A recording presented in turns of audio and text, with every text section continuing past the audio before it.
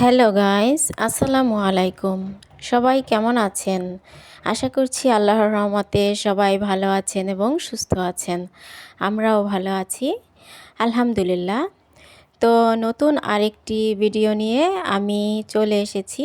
আশা করছি আমার আজকের ভিডিওটি আপনাদের কাছে খুবই ভালো লাগবে। তো ভিডিওর শুরুতে আমি একটা লাইক চেয়ে নিচ্ছি। আপনাদের একটা লাইক আমাকে নতুন আরও সুন্দর ভিডিও তৈরি করতে উৎসাহ জাগাবে। যাই হোক, আমি আজকে খুব সকালবেলা থেকেই ভিডিওটা স্টার্ট করে দিয়েছি।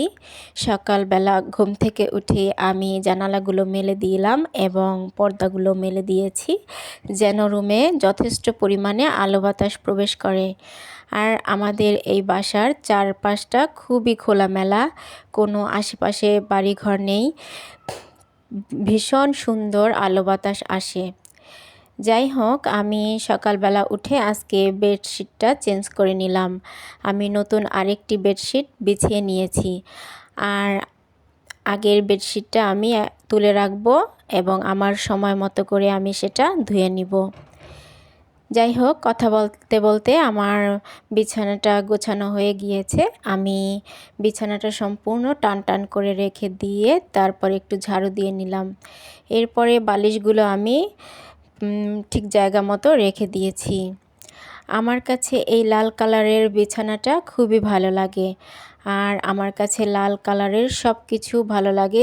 আসবাবপত্র, জিনিসপত্র যেমন মগ, বালতি, মোড়া, ঝুড়ি, এগুলো। আর হালকা গোলাপি কালারের সব কিছু ভালো লাগে। বিছানাটা গুছিয়ে আমি চলে এসেছি বাবুকে গোসল করাবো।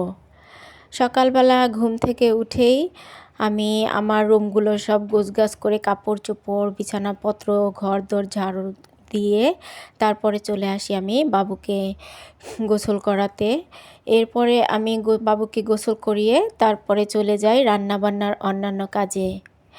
বাবুকে একটু আগেই গোসল করাই, না হলে রান্নাবান্না অন্যান্য কাজ করতে করতে ওকে গোসল করাতে আমার অনেক লেট হয়ে যায়। তাই যাই হোক, আমি এখন বাবুকে গোসল করিয়ে নিয়েছি। তো আমি এখন ওর মাথায় একটু পানি দিয়ে নিলাম।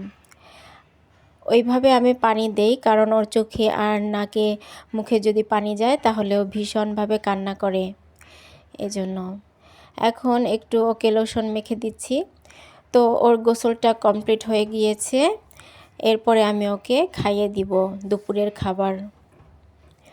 দুপুরের খাবারটা খাইয়ে দিয়ে পরে আমি রান্নাবান্নার কাজে চলে গিয়েছিলাম।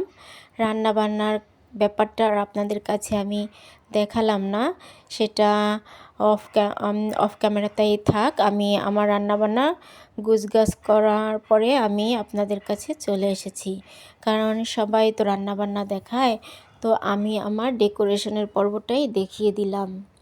আজকে আমি রান্না করেছি দুপুরে মুরগির মাংস এবং মিষ্টি কুমড়া ভাজি।